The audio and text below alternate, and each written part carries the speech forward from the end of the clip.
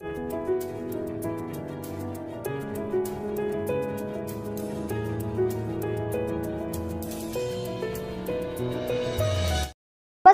मी धन्यता सोनकांबळे. आपण पाहत आहात नागराज न्यूज. पाहूयात आत्ताची सर्वात मोठी बातमी. भाजप हा हिटलरशाही पक्ष आहे. यांची अनेक उदाहरणे देता येतील. यात खरे बळी पडलेले माजी खासदार सुधाकर श्रृंगारे यांना काय अनुभव आला हे आपण ऐकलात. त्यामुळे तुम्ही ठरवावे असे उद्गार काँग्रेसचे प्रदेश अध्यक्ष नाना पटोले यांनी काढले. निलंगा येथे आयोजित काँग्रेस महाविकास आघाडीचे उमेदवार अभय साळुंखे यांच्या प्रचारानिमित्त निलंगा येथील मेळाव्याला संबोधित करताना ते बोलत होते. यावेळी माजी मंत्री आमदार अमित देशमुख यांच्यासह विविध मान्यवर उपस्थित होते. माजी खासदार सुधाकर श्रृंगारे यांनी त्यांना आलेले अनुभव व्यक्त केले. स्टेटमेंट करणाऱ्या म्हणजे प्रधानमंत्री पदावर बसलेल्या व्यक्तींनी असं स्टेटमेंट करणं हे खऱ्या अर्थानं लोकशाहीचं एक प्रकारचा कलंक आहे. प्रधानमंत्र्यांनी नरेंद्र मोदी म्हणून ते करू शकतात. प्रधानमंत्री पदावर बसलेल्या व्यक्तींनी देशातल्या लोकांमध्ये विभाजन करण्याची जी मानसिकता निर्माण केलेली आहे आणि देश वाटला गेलेला आहे, हे प्रधानमंत्री 2 टर्मचे आता 3ऱ्या टर्मचे प्रधानमंत्री असं बोलत असतील तर हे किती घाबरलेले आहेत आणि देश हे सांभाळू शकत नाही ही यांचं यावरून या वाक्यातून सिद्ध होते. देश एक असला पाहिजे आणि हे प्रधानमंत्र्यांची जबाबदारी असते. पण प्रधानमंत्रीच बटेगा असा देश म्हणत असतील तर मग ही खऱ्या अर्थानं देशाच्या प्रधानमंत्र्यांचीच नापमुष्की झालेली आहे असं म्हणावं लागेल. पण अमित शहानी संकेत दिलेला आहे की देवेंद्र फडणवीसच मुख्यमंत्री तर ते कुठून बनणार, कारण की महाराष्ट्रात ते स्वतः निवडून येत नाही आणि त्यांचं पक्षही येत नाही. त्यामुळे ते कसं बनतील हा एक प्रश्न आहे. छगन भुजबळ म्हणतायत मोदी असल्यामुळे ईडी लागली जाते आणि ईडीच्यामुळेच आम्ही भाजपसोबत देऊ. त्यांनी खरं सांगितलं, हिटलरशाही आहे देशामध्ये हे त्यांच्या आघाडीतलेच लोक म्हणतात, हे आपल्याला कळतं आहे. पण भाजपचं असली रूप आपल्याला पाहायला मिळत असेल की ज्या नवाब मलिकाला दाऊदचा सोबती म्हणून त्याला जेलमध्ये या लोकांनी टाकलं, तेच आज महायुतीमध्ये उमेदवार आहेत. म्हणजे भाजपचे दाखवायचे दात आणि खायचे दात हे वेगळे आहेत. ज्या पद्धतीनं दाऊद आणि दाऊदचे सोबती त्यांच्या पक्षाचे उमेदवार असतील तर भाजपचा खरा चेहरा आता महाराष्ट्राच्या जनतेला दिसत आहे. त्यांनी आठवणी करून दिली की जे जेव्हा खासदार म्हणून या भागातून आले आणि माझं दिल्लीमध्ये महाराज सदनमध्ये त्यांची भेट झाली, त्यावेळेस सांगितलं की चुकीच्या पक्षात तुम्ही खासदार झाला. त्यांनी तर अजून एक गोष्ट त्याच्यातली सांगितली नाही, खासदारालाही लोकसभेमध्ये बोलण्याचा अधिकार नाही. नुसतं लोकसभेच्या या मतदारसंघातच नाही तर तिकडे पण बोलण्याचा अधिकार नाही. ते सांगून टाकायला पाहिजे होतं तुम्ही. दिल्लीमध्ये मोदी सरकारच्या समोर खासदाराला बोलण्याचा अधिकार नाही. मग आम्ही खासदार निवडून कशाला पाठवतो, कशासाठी पाठवतो? आपले प्रश्न मांडण्यासाठी, त्या प्रश्नाला न्याय मिळवून देण्यासाठी आपले खासदार पाठवतो. इथला आमदार तर त्याची कथा आता सगळ्यांनी ऐकलेली आहे, तुम्ही दिल्लीचे लोक. पण याचा मूळ जे आहे श्रृंगारे साहेब, ते लोकशाहीला मानणारे नाही. डॉक्टर बाबासाहेब आंबेडकरांचं संविधान भाजपला मान्य नाही. फक्त आमच्याकडे पारधी लोक असतात, ते पक्षी पकडणारे असतात ना, त्याला पारधी म्हणतो ना आपल्याकडे. काय करतात की एखादा पक्षाची जात कुठला तरी पकडतो, त्याला पोसतात, त्याला चांगला दाना पाणी चारत राहतात. तो पक्षी त्याला वाटतं की इथं सुखान आहे, मला इकडे तिकडे फिरा लागत नाही. असं तयार झाल्यानंतर त्या पारध्याची भाषा त्याला कळायला लागते आणि मग हा पारधी काय करतो, त्या पक्षाला एका ठिकाणी दाना टाकतो, जाळ पसरवतो आणि हा पक्षी आपल्या सगळ्या रिश्तेदारांना बोलवतो आणि बोलवल्यानंतर त्यालाही वाटतं की हा तर सुखान आहे, चांगला खाऊन पिऊन लठ्ठ झालेला आहे. तर बाकी पक्षी सुद्धा आपल्या त्या पक्षाच्या जातीचे लोक तिथं उतरतात आणि मग तो पारधी या सगळ्यांना गोळा करतो आणि त्यांचा कार्यक्रम संपवतो. भाजप नेमका तोच पक्ष आहे श्रृंगारे साहेब. त्याला तुमची गरज नाही, फक्त मुंडक्याची गरज आहे. मुंडक्याची गरज आहे. दिल्लीमध्ये तुम्ही राहिलात, दिल्लीमध्ये खासदार आणि संसद चालत नाही, देशाचा कारभार चालत नाही. 2 माणसं सरकार चालवतात, 2 माणसं सरकार चालवतात, 2 माणसं विकतात आणि 2 माणसं घेतात. आता 2 माणसं कोण विकतात? हा, आणि घेतात 2. आणि हे खासदारांचं काही काम नाही.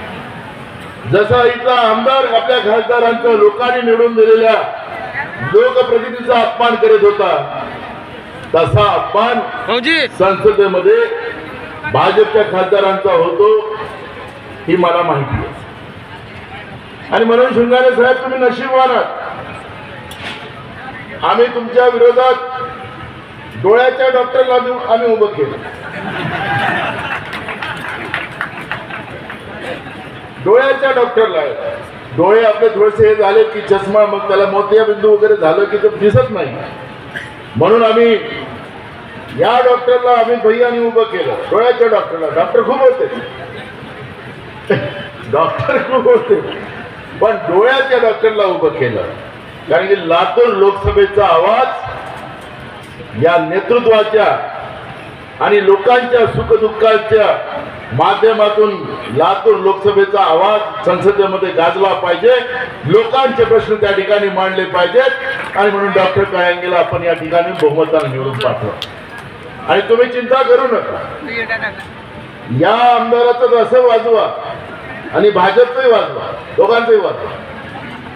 हे कधीच इकडे लातूर जिल्ह्यामध्ये भाजप कधी उभीच झाली नाही पाहिजे, अशा पद्धतीची व्यवस्था तुम्हाला आम्हाला पूर्ण फ्री हँड, पूर्ण फ्री हँड.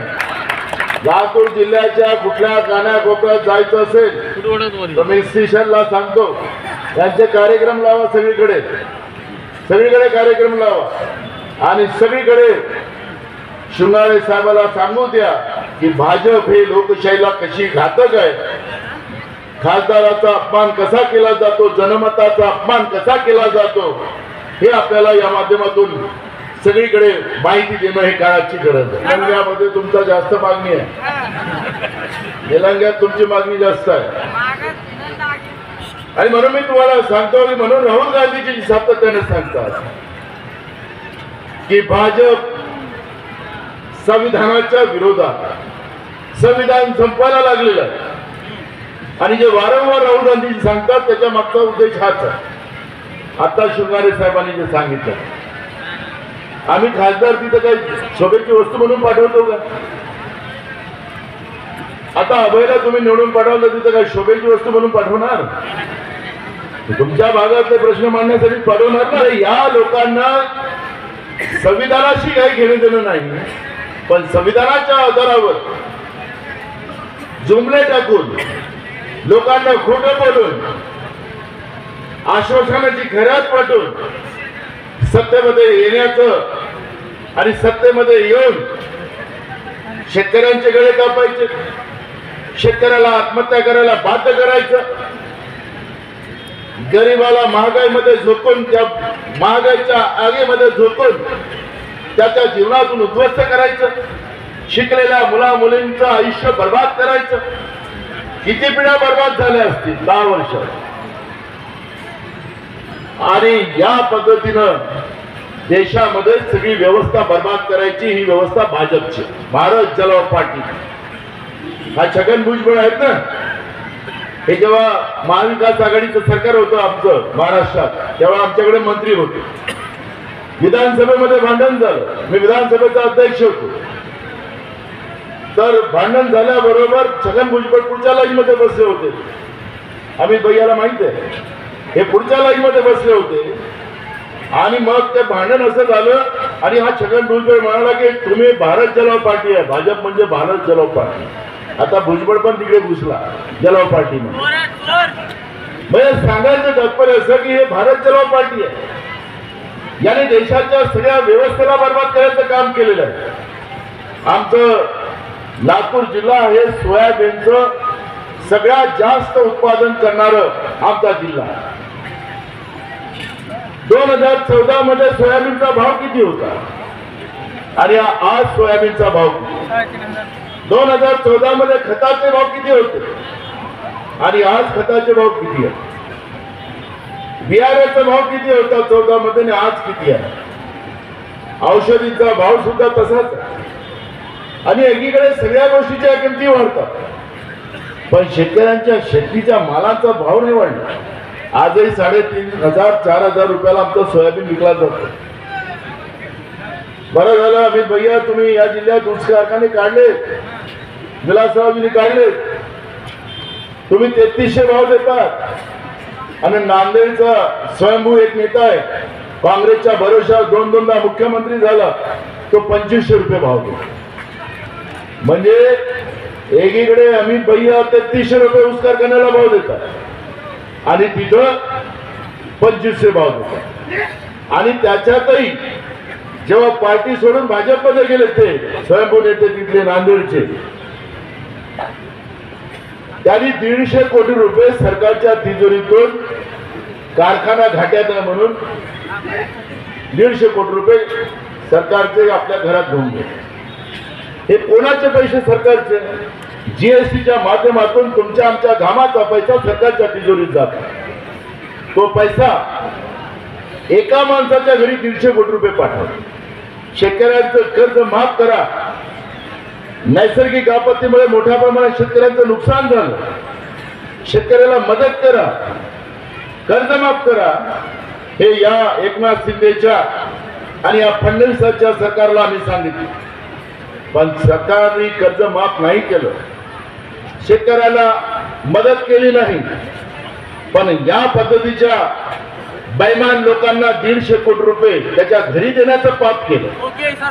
1,700 कोटी रुपये अनिल अंबानीचं कर्ज माफ केलं आता 6 महिन्याच्या पहिले. आणि राज्य सरकारने आपल्यावर 10 लाख कोटीचं कर्ज बसवून ठेवलं. आता मला म्हणतात ते लोक, परवा राहुल गांधीजी आल्यानंतर मल्लिकार्जुन खरगे साहेब, उद्धव ठाकरे साहेब, शरद पवार साहेबांनी गॅरंटी जाहीर केली 5.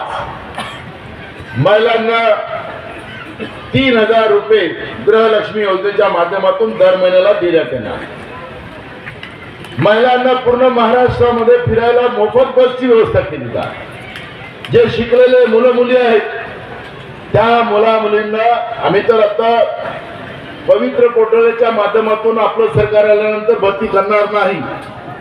कंत्राटी पद्धती बंद आणि MPSCच्या थ्रू सगळ्या जागा भरल्या जातील आणि आमच्या पोरांना मेरिटच्या आधारावर सेवेमध्ये घेतला जाईल. आणि सगळ्या सेवा, सगळ्या ज्या जागा लाखो पदं खाली आहेत त्या सगळ्या जागा भरल्या जातात. आणि ज्या ठिकाणी शिकलेले मुलं मुली असतील त्यांना नोकरी नाही लागली तर त्याला दर महिन्याला 4,000 रुपये आमचं महाविकास आघाडीचं सरकार त्या ठिकाणी देणार. मला त्यांनी विचारलं की एवढा पैसा कुठून आणणार? मी त्यांना सांगितलं की तुम्ही हे जे मूठभर लोकांना, अदानी अंबानीला जे पैसे दिलेत, लाखो रुपयाचं कर्ज माफ केलं, कोट्यावधीचं रुपये कर्ज माफ केलं, आम्ही मोठ्यांना देणार नाही. आम्ही राज्यातल्या गरिबांना, शेतकऱ्यांना, शेतमजुरांना, गरिबांपर्यंत ते पैसे पोहोचवणार. आपल्या राज्यामध्ये पैशाची कमी नाही, पण या लोकांनी भ्रष्टाचाराच्या माध्यमातून, इथला आमदारच नाही, हा इथला आमदार तर त्याचा काही आकडा कमी असेल भ्रष्टाचाराचा. देशामध्ये अगर स्पर्धा लावली गेली की कुठला राज्य भ्रष्टाचारामध्ये 1 नंबर असेल तर बिहार, उत्तर प्रदेशलाही मागे टाकून महाराष्ट्र राज्य भ्रष्टाचारामध्ये 1 नंबर केलं. इथल्या SP ची पोस्टिंग असेल, इथल्या कलेक्टरची पोस्टिंग असेल, त्याला करोडो रुपये घेऊन यांनी पोस्टिंग केलं. त्याचं रेट आहे, लिस्ट याची रेट आहे. तहसीलदाराचं असेल, ठाणेदाराचं असेल, त्याला पोस्टिंग पुढे द्यायची, किती रुपयाची, कोणता ठाणा कोणता जास्त भ्रष्टाचार करतोय, अशा पद्धतीची रेट लिस्ट यांनी तयार केली. आणि त्या माध्यमातून काय हे पगारातून देणारे पैसे कर्मचारी यांनी तुमच्याकडून पैसे वसूल केले. तहसील कार्यालयात गेलं, बिना पैशाने काम होते का? नाही. तहसील कार्यालयात बिना पैशाने काम होते? इलेक्ट्रिक ऑफिस मध्ये बिना पैशाने काम होते? आता एक ऑफिस सांगा की त्या ऑफिस मध्ये बिना पैशाने काम. भ्रष्टाचार वाढला, सामान्य लोकांना लुटण्याचं काम चालू झालं. आता अमित भैया म्हणाले की ग्राहक आता तुम्हीच ठेवा. अमित भैया असं वाजवणारं गृह खातं आल्यानंतर हे गुंडे जेवढे आहेत ना भ्रष्टाचारी, हे जसं चक्की पिसिंगचं ते सांगितलं होतं, ज्यानं म्हटलं होतं त्याला चक्की पिसिंग करायला लावलं ठरलेलं आहे. सगळ्यात भ्रष्टाचारी माणूस महाराष्ट्रामध्ये कोण असेल तो एकनाथ शिंदे आणि देवेंद्र फडणवीस. सगळ्यात भ्रष्टाचार. हा इथला आमदार कोणाच्या नावानं कुठतो? कोणाच्या नावानं? देवेंद्र फडणवीस. फसवणीस त्याच्या नावानं कुठतो. आता मी तुम्हाला इथं सांगतो, या पवित्र भूमीमध्ये, हे वीरभूमी आहे, या भूमीमध्ये सांगतो फडणवीस सुद्धा यावेळेस निवडणूक हारणार नागपूरमध्ये. आणि महाराष्ट्राच्या जनतेच्या मनात जो आनंद आहे, कारण की फडणवीस बद्दल मोठा राग आहे, आता त्याचेच फोटो पुढा चांगले त्याचे फोटो पुढा आहेत, कारण की महाराष्ट्राला डुबवण्यामध्ये सगळ्यात मोठं कोणाचं योगदान आहे? छत्रपती शिवाजी महाराजांचा अपमान करणाऱ्यामध्ये कोण आहे? फडणवीस. शाहू फुले आंबेडकरांच्या विचाराची महाविकास आघाडीचा झंझावात महाराष्ट्रामध्ये सुरू आहे आणि या झंझावाताचं नेतृत्व आमचे नेते आदरणीय नाना पटोले हे करतायत. त्यांच्या टाळ्याच्या गजरामध्ये आपण सगळ्यांनी या ठिकाणी स्वागत करावं. आदरणीय नाना भाऊंना मी सांगू इच्छितो, महाराष्ट्रामध्ये महाविकास आघाडीचं सरकार आणण्यासाठी मतदार आता सज्ज झालेला आहे.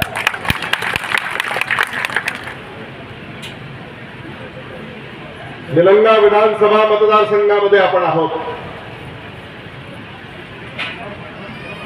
भारतीय जनता पक्षाची निलंग्यामध्ये किती दहशत आहे हे आपल्या सगळ्यांना ठाऊक आहे. निलंग्याला या दहशतीपासून मुक्त करायचं. माजी खासदार सुधाकर श्रृंगारे यांनी आपल्या मनोगतामध्ये सांगितलं, भारतीय जनता पक्षाचा खासदार तो आपल्याच मतदारसंघामध्ये परवानगी शिवाय येऊ शकत नाही.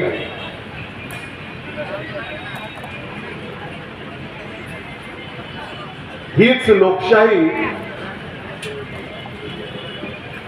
भारतीय जनता पक्षाची आहे.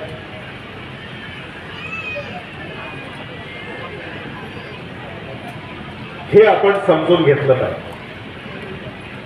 नानाभाऊ, निलंग्यामध्ये दहशत आहे, गुंडगिरी आहे, टक्केवारी आहे,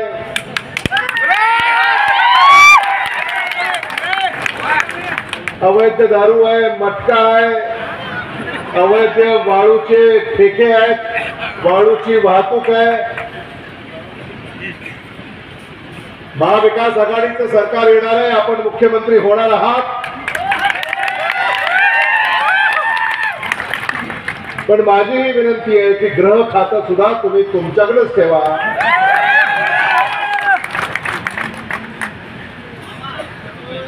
कारण निलंग्याला जर सरळ मार्गावर आणायचं असेल तर गृह खातंच ते सरळ मार्गावर आणू शकेल असं मला स्वतःला वाटतं.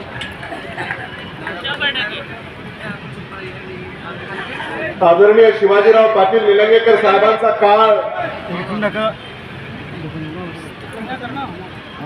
आदरणीय शिवराज पाटील साहेबांचा काळ, आदरणीय विलासराव देशमुख साहेबांचा काळ, आदरणीय दिलीपराव देशमुख साहेबांचा काळ आपल्याला आठवतो.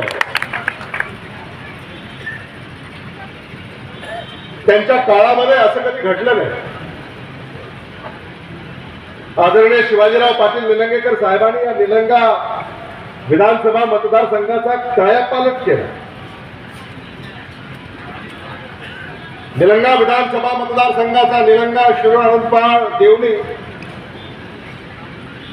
या तालुक्यांचा खऱ्या अर्थानं जर विकास कोणी केला असेल तर काँग्रेसने केला. हे आपल्याला विसरून चालणार नाही. आणि म्हणून काँग्रेसच्या पाठीशी आपण खंबीरपणे उभं राहिलं पाहिजे. निलंग्याला दहशतीपासून मुक्त केलं पाहिजे, भ्रष्टाचारापासून मुक्त केलं पाहिजे, टक्केवारीपासून मुक्त केलं पाहिजे, खंडणीपासून मुक्त केलं पाहिजे. निलंग्याला मोकळा श्वास घेता आला पाहिजे. आणि निलंग्याला जर मोकळा श्वास घ्यायचा असेल तर काँग्रेसचा हात याच्या पाठीशी आपल्याला खंबीरपणे उभं राहावं लागेल.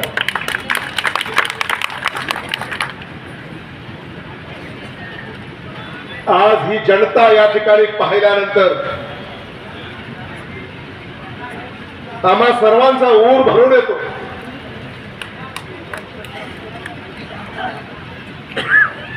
आदरणीय नानाभाऊंनी निलंग्यासाठी एक टीम दिलेली आहे.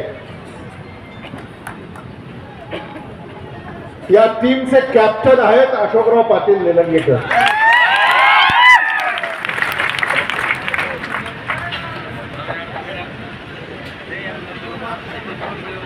हे आपण समजून घेतलं पाहिजे. आणि आदरणीय अशोकराव पाटील निलंगेकरांना देखील आमची ही विनंती आहे की तुम्ही या निलंगा टीमची कॅप्टन्सी केली पाहिजे. व्हाईस कॅप्टन आहेत आपले खासदार doctor Shivaji Kalge.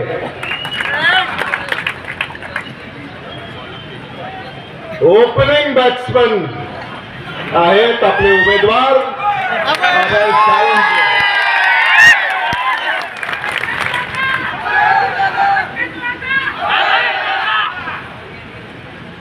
Runner up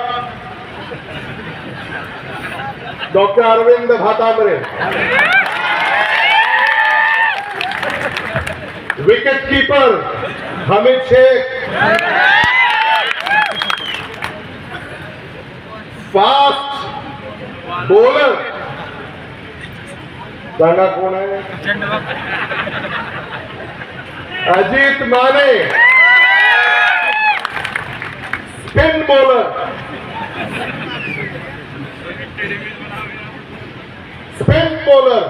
म्हणजे बॉल टाकलेला इथल्या नेत्यांना कळालाही नाही आणि विकेट गेली. सुधाकर श्रंगारे.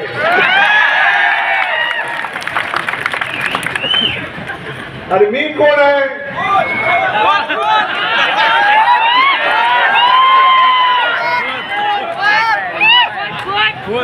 कोच दादाभाऊ पटोले.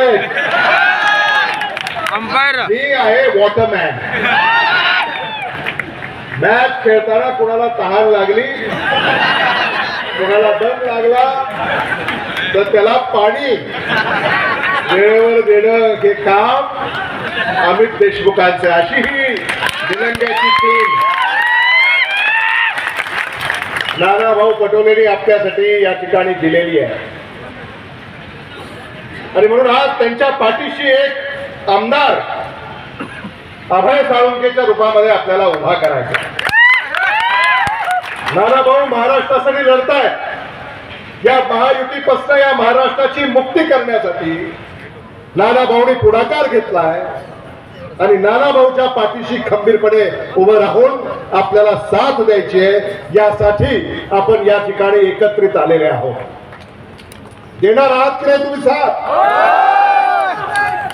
आणि मी तुम्हाला आश्वस्त करू इच्छितो की निलंग्याचा काया पालट नानाभाऊ पटोले यांच्या नेतृत्वाखाली झाल्याशिवाय आम्ही स्वस्थ बसणार नाही. हा शब्द आज या निमित्ताने मी आपल्याला या ठिकाणी देऊ इच्छितो. शिवसेनेचे आमचे लिंबन महाराज रेशमे बेंजरगे ताई यांनी देखील उमेदवारीचा अर्ज मागे घेऊन आम्हाला जे सहकार्य केलं त्याबद्दल त्यांचेही मी मनापासून या ठिकाणी आभार व्यक्त करतो. आणि खरं म्हणजे महाविकास आघाडीचे नेते आणि विशेषतः नानाभाऊ यांचे आपण आभार मानले पाहिजेत की लातूरमध्ये महाविकास आघाडीच्या तिन्ही पक्षांना जागा मिळालेल्या आहेत. काँग्रेस 3 जागा लढते, राष्ट्रवादी काँग्रेस 2 जागा लढते आणि शिवसेना 1 जागा लढते. आणि म्हणून महाविकास आघाडी ज्या 6 पैकी 6 जागा या लातूर जिल्ह्यामध्ये कशा निवडून येतील यासाठी आता आपण कंबर कसली पाहिजे आणि त्याची सुरुवात ही निलंग्यापासून झाली पाहिजे हे मला मुद्दामून आपल्याला या ठिकाणी सांगावंसं वाटतं. अशोकराव पाटील निलंगेकरांनी देखील आपल्या मनाचा मोठेपणा दाखवला. आपल्याही उमेदवारीचा अर्ज तुम्ही मागे घेतला. आपण पक्षश्रेष्ठींच्या हाकेला साथ दिली. त्याबद्दल खरं म्हणजे तुमचंही मला मनापासून कौतुक करावंसं वाटतं. हे सोपं नाही, हे अवघड काम. आणि म्हणून माझी ही कळकळीची विनंती आहे की अशोकराव पाटील निलंगेकरांनी पुढाकार घ्यावा. या निलंगा विधानसभा निवडणुकीच्या विजयाचं सारं श्रेय हे अशोकराव तुम्ही घ्या. आणि मी तुम्हाला आश्वस्त करू इच्छितो की महाविकास आघाडीचं सरकार आल्यानंतर आपला सन्मान नानाभाऊ पटोले यांच्या मार्फत आम्ही नक्की करू. याबद्दल तुमच्या मनामध्ये कुठलीही शंका असता कामा नये. आणि म्हणून अभय साळुंखे आपल्याला देखील माझी ही विनंती आहे की आता अशोकराव पाटील निलंगेकर साहेब, निलंगेकर कुटुंबीय यांचा यथोचित सन्मान आपल्या मार्फत आपल्याकडनं झाला पाहिजे. चुकूनही कुठलीही चूक होणार नाही याची दक्षता देखील आपण बाळगली पाहिजे हे मला मुद्दाम या ठिकाणी सांगायचं. डॉक्टर अरविंद भातांब्रे आपणही रेसमध्ये होता. अजित माने तुम्ही रेसमध्ये होता. आपल्या सगळ्यांना मला हे सांगायचं की आता एकदा पक्षाने निर्णय घेतल्यानंतर पक्ष निवडून आला पाहिजे. पक्ष निवडून आला म्हणजे आपण निवडून आलो हे आपण मान्य करून आता कामाला लागावं हे मला इथं मुद्दामून आपल्याला सांगावंसं वाटतं. या निलंग्याला आजवर जे काही नेतृत्व मिळालं भारतीय जनता पक्षाचं, त्या नेतृत्वानं निलंगेकरांची पिळवणूक करण्यापलीकडे दुसरं काही केलेलं नाही. जो निधी इथं आणला तो निधी तुमच्यापर्यंत किती आला मला माहिती नाही, पण त्या निधीचं काय झालं याची चर्चा अनेक वेळा या ठिकाणी झालेली आहे. आणि म्हणून निलंग्याला आता बदल हवा आहे. निलंग्याला आता दहशतीतून आपल्याला बाहेर काढायचं आहे. निलंग्याला आपल्याला न्याय द्यायचा आहे. निलंग्याला आपल्याला भ्रष्टाचारापासून मुक्ती द्यायची. आणि यासाठी काँग्रेसच्या उमेदवाराच्या पाठीशी, महाविकास आघाडीच्या उमेदवाराच्या पाठीशी आपण खंबीरपणे उभं राहिलं पाहिजे. आदरणीय राहुल गांधीजी यांनी पंचसूत्री कार्यक्रम आपल्यासाठी दिला आहे, ज्याचा उल्लेख आपले उमेदवार अभय साळुंखे यांनी केला. आणि महाविकास आघाडीचं सरकार आल्यानंतर मंत्रिमंडळाच्या पहिल्या बैठकीमध्ये राहुल गांधी यांच्या सूचनेनुसार ते सगळे निर्णय घेतले जातील. त्याबद्दल आदरणीय नानाभाऊ या ठिकाणी त्यांच्या भाषणामध्ये भाष्य करतील. आणि म्हणून मला शेवटी आपल्याला एवढंच सांगायचं आहे, न जात पर न पात पर, न जात पर न पात पर, अशोकराव पाटिल निलंगेकर की बात पर बटन दबाना हाथ पर. धन्यवाद. जय हिंद.